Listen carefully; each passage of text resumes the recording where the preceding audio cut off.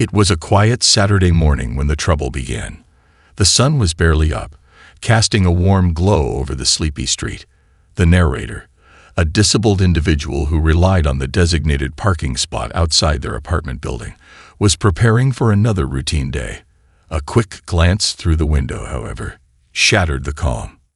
There it was, the unmistakable sight of a car occupying the disabled parking space. The air seemed to thicken as the narrator's pulse quickened. This wasn't just any car.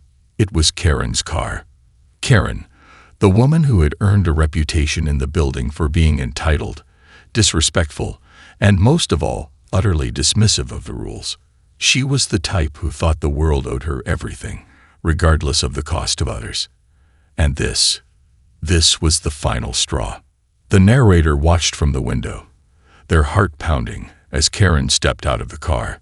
There was no sign of concern, no hesitation in her step. It was as if she had every right to be parked there, as if the blue-painted lines and the clear signage meant nothing to her. Karen had always been a thorn in their side, but today she had crossed a line. But the real shock came next. Without any warning, Karen walked straight up to the disabled parking sign, casually glancing around to ensure no one was watching. The narrator's stomach dropped, a chill running down their spine. With one swift motion, Karen grabbed the metal post and yanked it with surprising force. The sign ripped free from the ground as if it were nothing more than a toy.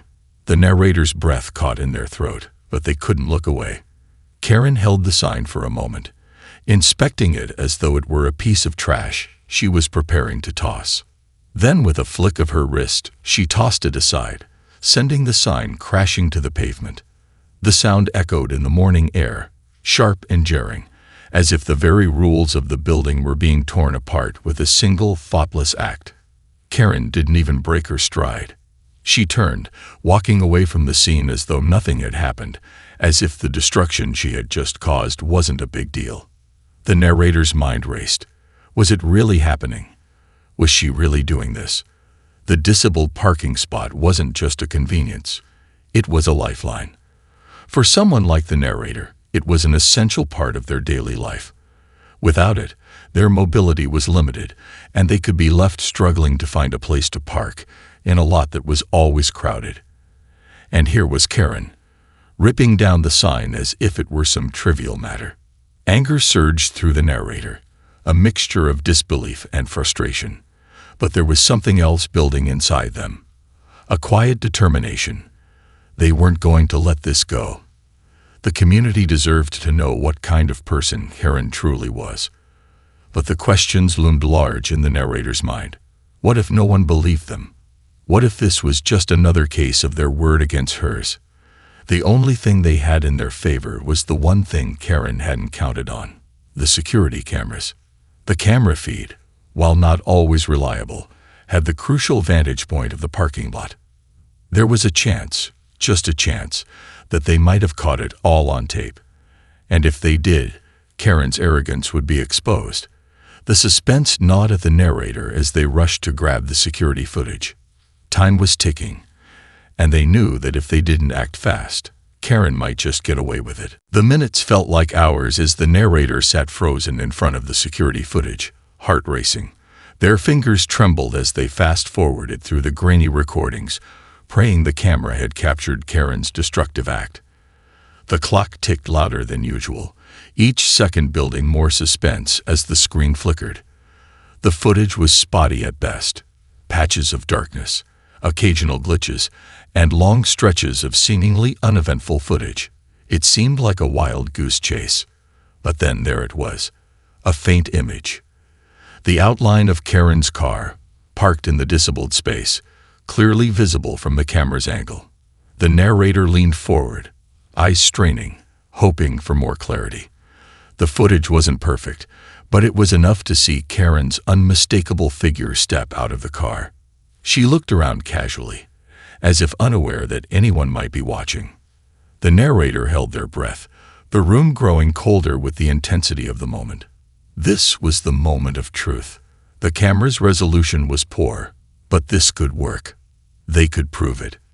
Karen walked toward the disabled parking sign with an unsettling confidence, a smug smile curling at the corners of her lips. The narrator's stomach twisted. What's she up to? The next few seconds seemed to stretch into eternity. Then the action unfolded. With a swift, almost practiced motion, Karen wrapped her hands around the metal pole of the sign. The narrator's mind raced as they watched, unable to process what was happening in real time. The sign came free with an unnerving ease. Karen wasn't even struggling. The narrator could barely comprehend what they were seeing. It was one thing to park illegally, but this was destruction. Was she really that bold? That reckless? Karen's face remained unreadable as she took the sign, examining it for a brief moment as if deciding what to do next. The tension built as the narrator's thoughts swirled. She's going to walk away. She's going to leave it there. But no, Karen's next move was more infuriating than the first.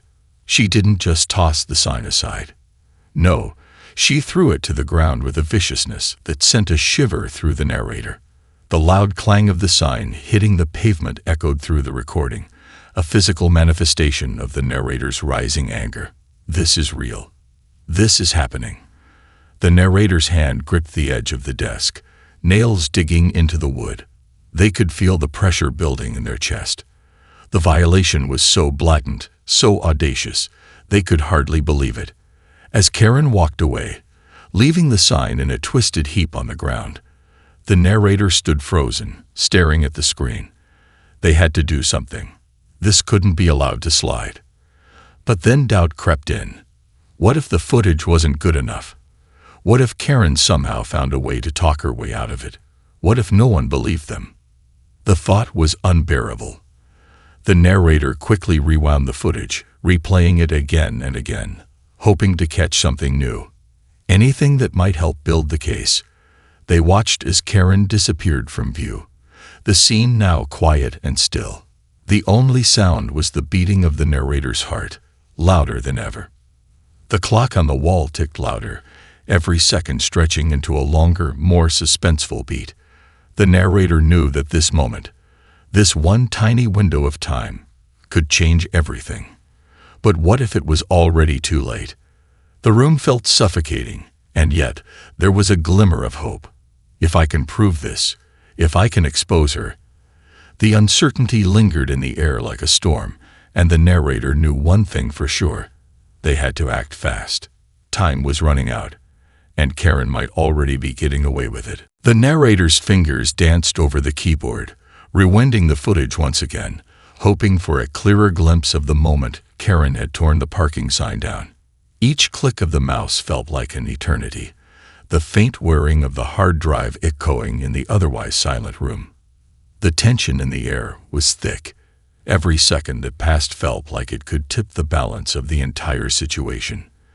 The fate of the parking spot, the community, and maybe even their own peace of mind hung by a thread. Finally, there it was. The unmistakable image of Karen's car, a sleek black sedan that the narrator had seen far too many times parked in the wrong spots, but this time it was different. This time, it wasn't just an inconvenience, it was an outright violation.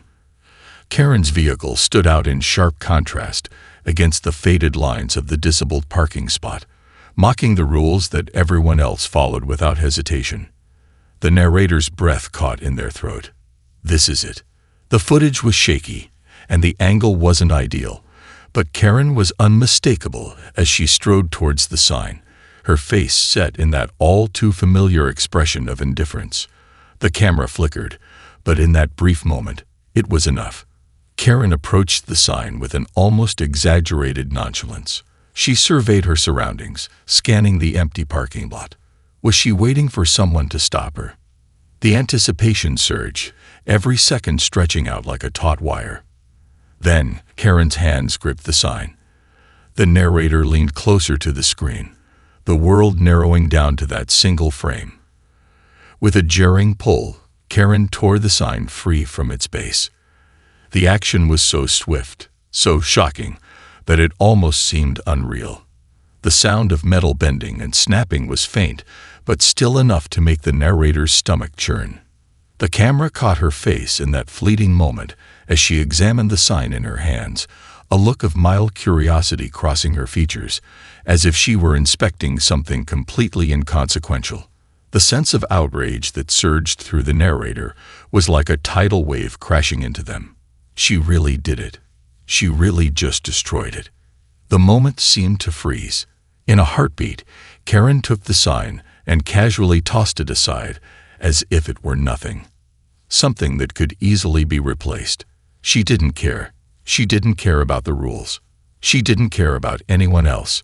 She certainly didn't care about the narrator, who relied on that spot every day to live a semblance of independence. She was above it all. Was this really happening? The narrator's mind raced, unable to grasp the magnitude of the situation. The raw anger that had been building inside them since the first sight of Karen's car now reached a boiling point. Every ounce of restraint they had worked so hard to maintain was slipping away. The sign hit the ground with a deafening clatter, the sound reverberating in the narrator's ears, even though they knew it was just a recording. Karen turned on her heel and walked away, her back to the camera, her stride as casual as if she had just thrown out a piece of trash. And just like that, she was gone. The parking lot returned to its silent emptiness, the broken sign lying discarded on the asphalt. The narrator's breath was shallow, their hands trembling as they replayed the scene, this time in slow motion. Karen's face was cold, emotionless, as if she had done nothing more than something completely innocent. A sense of disbelief lingered. Was this really the woman they had been dealing with all this time? Could this be the evidence they needed to put a stop to it all? But then, doubt crept in. Was the footage enough? The security cameras weren't the most reliable, and there was no direct angle showing Karen's face when she pulled the sign down. It wasn't the cleanest shot. Could she still talk her way out of this? The suspense tightened around the narrator like a vice. If Karen somehow managed to get away with this, it would be another victory for her, a victory they couldn't afford. The pressure built like a storm waiting to break. The question now wasn't just about confronting Karen. It was about making sure she couldn't escape the truth. The narrator's heart pounded in their chest as they sat frozen in front of the screen. The footage was irrefutable. There was no denying what Karen had done. The evidence was right in front of them, but the thought of confronting her left a pit of dread in their stomach. What if she just laughed it off? What if she denied everything, acting like it was no big deal? She's done worse before, the narrator thought bitterly, recalling other instances where Karen had somehow wriggled her way out of trouble. She'll lie. She'll deny it. The narrator stood up, pacing the room, the footage replaying in their mind. They had no choice.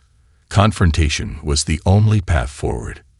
Karen had to be held accountable. The sign wasn't just a piece of metal. It was a symbol of respect, of fairness, of basic decency. She had shattered that, and if they didn't step in now, who would? The decision made, they grabbed their phone and dialed building management. The voice on the other end was calm and unhelpful, promising only to look into the matter. But the narrator didn't trust that. They needed more, something concrete, something undeniable. They needed the footage to be seen by the people who could force Karen to face the consequences. And so, with a deep breath, the narrator called the police. The officers arrived within an hour, and suddenly the whole situation felt all too real. The authorities were here now, and there was no turning back. The narrator wasn't sure whether to feel relief or more fear. Could they trust the police to take this seriously? Would they think it was a waste of time? Or would Karen, in her typical way, manipulate her way out of it with some flimsy excuse? When the knock at the door came, the narrator's nerves were on edge. They opened it to find a pair of officers, faces stoic, ready to listen. The narrator led them to the security footage and explained everything in a rushed, jittery voice. The officers exchanged glances as the footage played on the small screen. They didn't interrupt, didn't ask questions. They simply watched. The tension built with every second that passed. Was Karen really going to get away with it? But the officers were professional. nodding as the video ended. They asked a few follow-up questions and assured the narrator they would investigate further. Relief washed over the narrator, but it was short-lived. They still had to confront Karen face-to-face, and something told them that wouldn't go as smoothly. The following morning, the opportunity came. Karen was parked again, this time not in the disabled spot, but in the visitor's area. She was leaning against her car, talking to a friend, completely unaware of the storm that was about to hit. The narrator walked over, their steps heavy with determination, their mind focused on one thing, making sure Karen knew she couldn't get away with it. "Karen," the narrator called out, their voice steady but firm. Karen turned slowly, an eyebrow raised in mock surprise. "Oh, look who it is. What's up?" Karen asked casually, her tone dripping with sarcasm. It was as if she hadn't just vandalized a public space with complete disregard for the consequences. "I have something to show you," the narrator said, pulling out their phone. They'd prepared for this moment. The footage, the undeniable proof of Karen's actions. Karen's eyes flickered with annoyance as the video started, her posture shifting from casual to defensive. "What is this?" she sneered, crossing her arms. "You're accusing me of something I didn't do. That's pathetic." The narrator watched her, searching for any trace of guilt, any sign that she would admit to it. But Karen's face remained a mask, calm, collected, and completely unbothered. The tension in the air grew thicker with every word. "I have footage of you ripping down the sign," the narrator said, each word feeling like a weight lifting from their chest. "You can't deny it."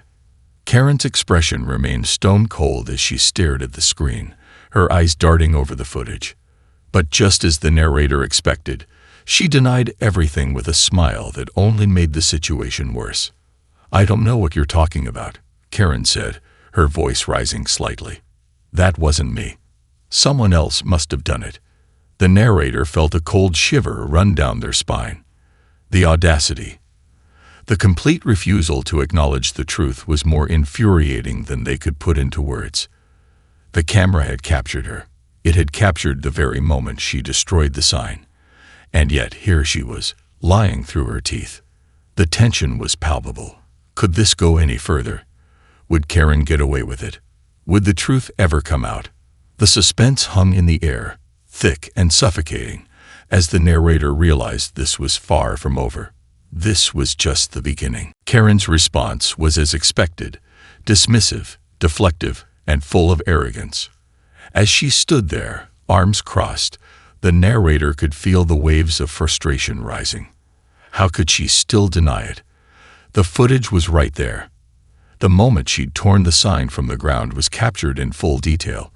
And yet, Karen's eyes held a cold, calculated glint, an attempt to manipulate her way out of responsibility, to turn the truth into her own distorted version. "I don't know who you think you're fooling, but that wasn't me," Karen said, her voice dripping with feigned innocence. Her tone was almost mocking, as if she believed she could talk her way out of anything, as she had in the past. "You're wasting your time. Really." The narrator stood firm, though every part of them wanted to shout in frustration. "She's going to keep lying.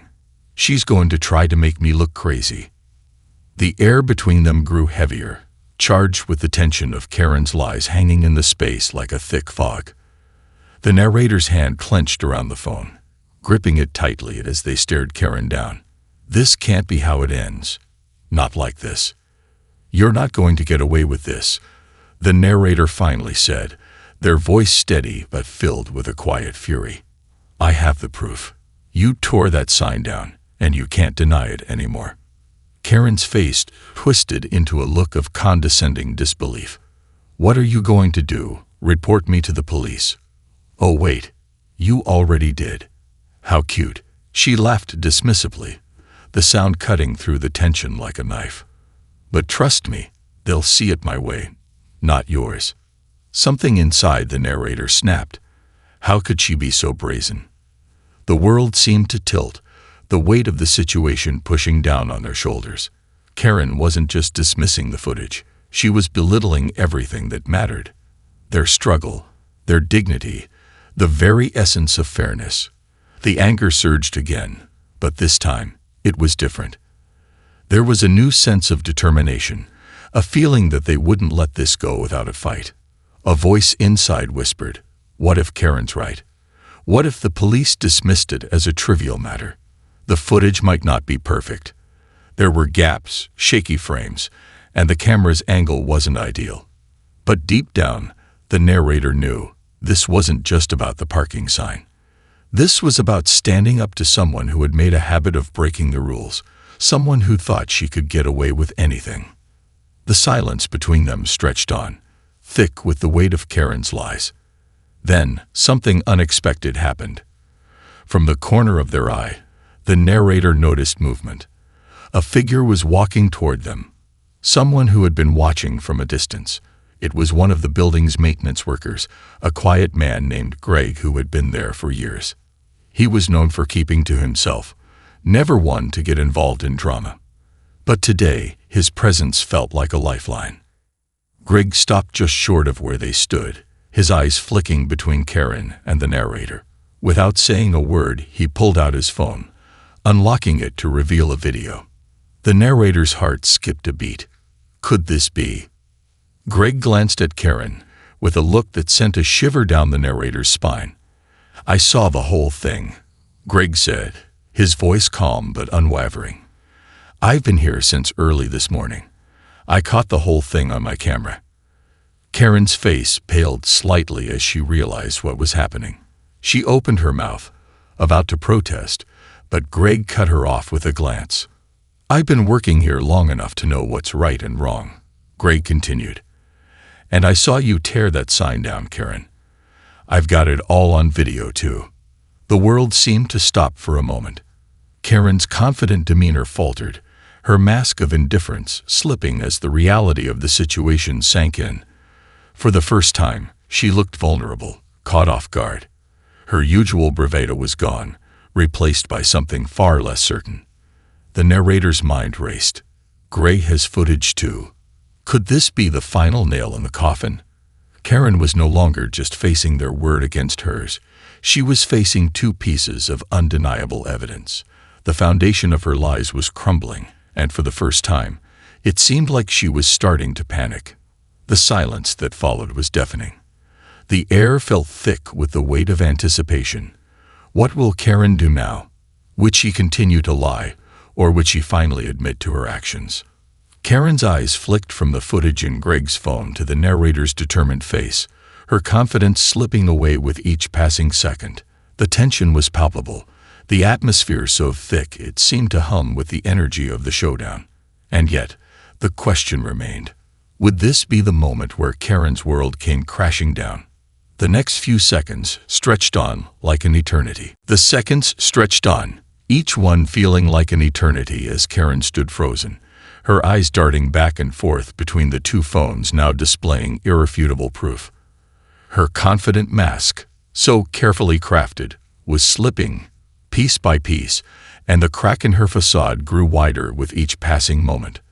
The smugness in her expression faltered, the usual dismissive sneer replaced by a flicker of something resembling fear. But only for an instant. It was as if she knew her carefully spun web of lies was on the verge of unraveling. Karen's lips pressed into a thin line as she shifted her weight, the usual swagger in her stance faltering. Her fingers twitched as if she were searching for something, anything, that could save her from this moment. But there was nothing. Nothing but the undeniable truth staring back at her in the form of two videos that, in her own words, would surely ruin her day. The silence was suffocating. I don't know what you think you saw," Karen finally said, her voice shaking ever so slightly, a tremor barely noticeable beneath the layers of deflection. But it was there. The narrator heard it, and they couldn't believe it. Is she cracking? They watched her closely, every muscle in her body tense, every inch of her posture defensive. But the arrogance, the entitlement, was still there, clinging to her every word. She wasn't ready to give up. Not yet. "Don't try to spin this, Karen," the narrator said, their voice low but unwavering. You've been caught. You've been caught on tape, and it's clear as day." Greg, standing off to the side, kept his phone steady, showing Karen the footage again. This time, zoomed in on the very moment Karen ripped the sign from its base. The footage was undeniable. Karen's movements were deliberate, precise. There was no mistaking it, no escaping it. But Karen wasn't going down without a fight. Her eyes narrowed as she lifted her chin, the familiar contempt returning to her expression. She was seething now, cornered and desperate, but she refused to back down. "You don't have the right to do this," Karen hissed, her voice rising in anger. "You think you're some kind of hero, some martyr for a stupid parking sign. You really think people care about this?" The narrator's anger surged, but they forced themselves to stay calm, focusing on the larger picture. Karen wasn't just dismissing the damage to the sign. She was belittling the value of fairness, the respect for others, the simple act of following the rules. And that was something the narrator couldn't let slide. "I care," the narrator replied firmly, their voice cutting through Karen's outburst. "And a lot of other people do, too. This isn't just about the sign. It's about you thinking you can do whatever you want, no consequences. Well, this time, you can't get away with it." For a brief moment, it seemed like Karen might back off, the weight of the evidence pressing down on her like a physical force. But then, something snapped. With a sharp, mocking laugh, Karen stepped back, shaking her head in disbelief. "Is this what you wanted?" She spat, her voice laced with venom. "To ruin my day. To make me look bad in front of everyone." Her eyes shifted, almost as if she were searching for a way to deflect the heat of the moment, but Greg didn't back down. Neither did the narrator. This was the tipping point. There was no turning back now. Before Karen could say anything else, a voice from behind them interrupted. It was the building manager, stepping forward from the lobby. He had been quietly observing the interaction from a distance. His face was serious as he approached, the weight of the situation apparent in his expression. "Karen, I'm going to have to ask you to come with me," the building manager said, his voice calm but firm. "We've received a report about the vandalism, and the footage confirms your involvement. You're not leaving until we sort this out." For a moment, Karen's defiance wavered. Her eyes widened, her mouth opening and closing as if trying to find the words to argue. But she was cornered now. There was no escape. The walls she had built around herself were crumbling. She could no longer hide behind her lies, her arrogance, or her dismissive attitude. Karen opened her mouth, but the words caught in her throat. The sudden realization hit her, as if the weight of her actions finally sunk in. Her reputation, her easy ride of skirting by without consequences, was over. Greg's phone stayed locked on her face, recording her every move, and the narrator stood their ground, watching her carefully. The suspense was palpable, the tension mounting, as the moment of reckoning unfolded before their eyes. But just as the manager stepped forward to escort Karen away, she muttered under her breath, her voice barely audible, "This isn't over." The words hung in the air, chilling in their finality. Is this really the end? The narrator thought, their pulse racing as they realized that while this victory was sweet, Karen was far from done. The battle may have been won, but the war, that was still to come. The building manager led Karen away, his hand firm on her arm, guiding her toward the office. The tension in the air seemed to lift slightly as she walked out of sight, but it was quickly replaced by a heavy sense of unease. The narrator stood there, staring after her, the weight of the moment settling in. They had won. The truth had been exposed. The evidence was undeniable. Karen had been caught in the act. But why did it feel like a hollow victory? Greg's phone slipped into his pocket as he turned to the narrator, his face unreadable. "You did good," he said quietly, his voice almost sympathetic. "It's not easy standing up to someone like her." The narrator nodded, the adrenaline slowly beginning to fade, leaving behind a dull ache in their chest. They were shaken, not just by Karen's blatant disregard for others, but by the way she had tried to manipulate the situation, the way she had made them feel like they were the ones in the wrong. It wasn't just a parking sign. It was her complete lack of respect for people, for rules, for decency. That was what had made the whole situation so infuriating. But as the minutes passed and the echoes of the confrontation began to fade, the narrator couldn't shake a nagging feeling that something was off. Was Karen really just going to accept this? Later that day, the building manager sent a message saying the matter was being taken seriously. Karen had been informed that the vandalism was grounds for serious consequences. But even as the narrator read those words, doubt gnawed at them. They had seen Karen's defiance, heard the venom in her voice. "This isn't over," she had said. And those words still lingered, like a shadow, waiting to strike. As evening settled in, the narrator returned to their apartment, the events of the day swirling in their mind. They tried to relax, but every time they closed their eyes, Karen's sneering face flashed before them.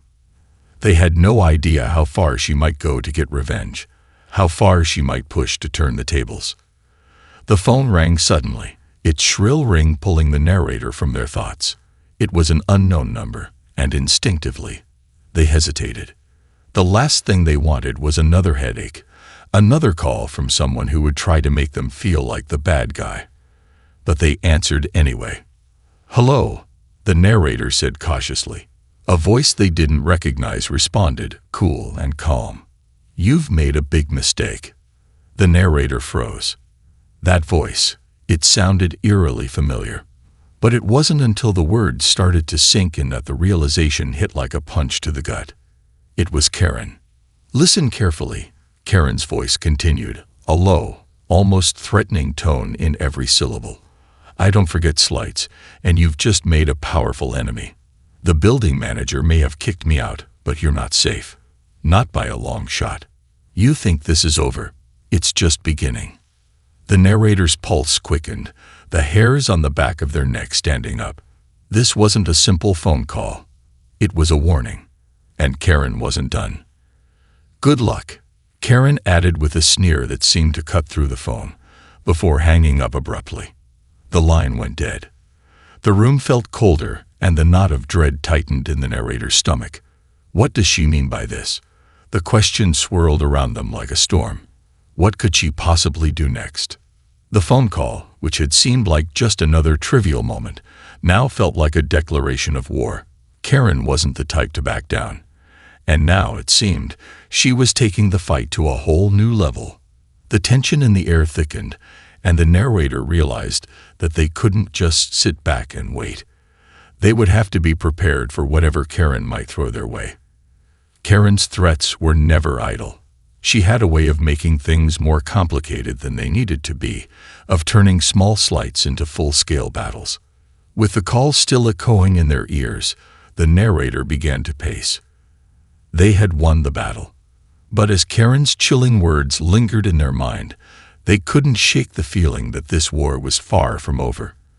And somehow, they knew things were about to get a whole lot worse before they got better. The day after the phone call, the narrator couldn't shake the dread gnawing at their stomach.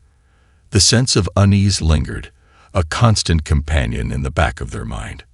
It wasn't just about Karen's empty threats. It was the way she had said it. The tone in her voice, the calculated malice behind her words. She wasn't finished. Not by a long shot. They knew Karen. She wasn't someone who accepted defeat easily. In the past, she had played dirty, twisted every situation in her favor. And now, after being caught red-handed, there was no telling what lengths she might go to in order to get revenge. The thought alone made the narrator's heart race with unease. As they walked into the lobby that morning, the building's atmosphere felt different. There was a heaviness in the air, a quiet tension that seemed to hang over everyone. The usual hum of activity was replaced with an eerie silence, as if the entire place was holding its breath. The front desk attendant, Sarah, greeted them with a tight-lipped smile, but her eyes quickly darted away, avoiding direct contact. Something's wrong, the narrator thought, the unease growing as they made their way to the elevator. When they stepped into their apartment, everything seemed normal. The coffee table was in the same place. The curtains were drawn shut. Yet, the feeling of being watched lingered, creeping over them like a shadow. The walls seemed to close in, the space feeling too small, too suffocating. And then, their phone buzzed. A single text message blinked on the screen from an unknown number.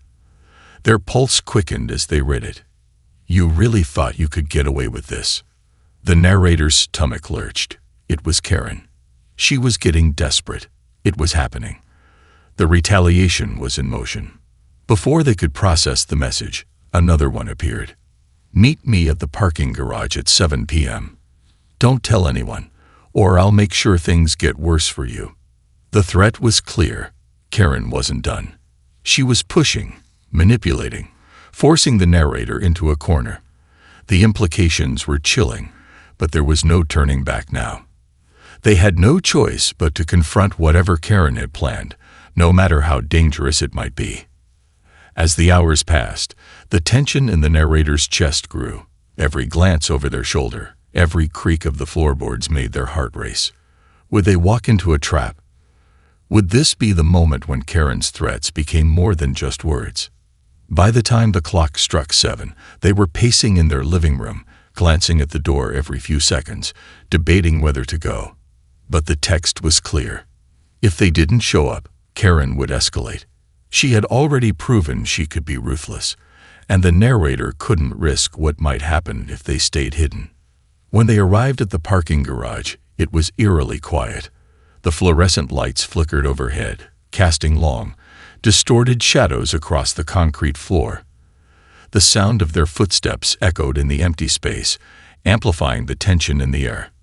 Every step felt heavier than the last. And then they saw her. Karen was standing by one of the farthest cars, arms crossed, a smug grin on her face. She looked completely in control, like she was waiting for the perfect moment to strike. But there was something different about her now. The usual bravado was gone. There was a flicker of desperation in her eyes. The narrator could sense it. "She's losing her grip." "What do you want, Karen?" the narrator asked, their voice steady despite the racing of their pulse. Karen's grin only widened. "I told you, you don't get to humiliate me and walk away scot-free." She stepped forward, her posture aggressive, her eyes burning with something wild. "But you should know, this little stunt of yours, it's just the beginning. You'll see." Before the narrator could respond, Karen pulled out a small object from her bag, something shiny, glinting in the dim light of the garage. It was a small vial, filled with a clear liquid. The narrator's heart skipped a beat. "What is that?" they asked, their voice betraying a hint of fear they couldn't suppress. Karen's smile was like a snake's, cold, calculated. "This," she said slowly, lifting the vial, "is the last little bit of control I have. I can ruin you. You think I'm done. You don't know what I can do." The narrator's mind raced. What was this? Was it a threat? A game? And then it hit them. Karen was unstable. She was trying to make them fear her. She wasn't thinking clearly anymore. She was unraveling, and they had to act quickly before things went too far. Without thinking, the narrator took a step back, their instinct kicking in. They grabbed their phone and hit the record button. "You're not scaring me, Karen, and you're not going to win." The sound of the camera clicking on seemed to snap Karen back to reality for a brief moment. Her eyes darted to the phone, and for the first time, doubt flashed across her face. Before she could react, the narrator called the police, their voice trembling but resolute. "I need help. There's a woman in the parking garage, and I think she's carrying something dangerous." Karen's face twisted in fury. "You think you've won? This isn't over." Not by a long shot. But the sound of sirens, growing louder, drowned out her threats. The game had changed. The final twist was in motion. And this time, Karen's lies wouldn't save her.